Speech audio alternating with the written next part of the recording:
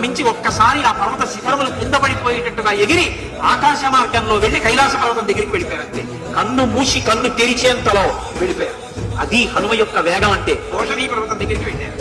వెళ్ళి ఆ ఓషధుల్ని వెతుకుతుంటే ఈ ఓషధులు పట్టికెడిపోతాడేమోనని అవి తమ తేజస్సుని ఉపసంహారం చేసి దాక్కున్నాయి. రామకార్యం మీద కావలసి వచ్చి నేను మీ దగ్గరికి వస్తే మీరు రామకార్యం మీద ఉపకారం చెయ్యకుండా ఓషధుల్ని దాస్తారా? ఉండండి, మీ పని చెప్తానన్నారు.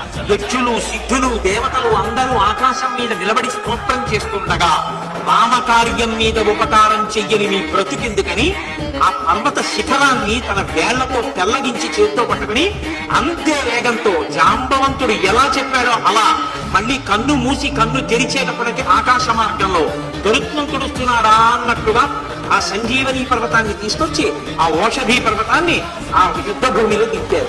దింపగానే ఆ మృత సంజీవని యొక్క వాసనకి, ఆ ఓషధుల యొక్క ప్రభావం చేత అప్పటి వరకు మృతి చెందినటువంటి వానరులతో సహా మొత్తం వానరులందరూ లేచి నిలబడ్డారు.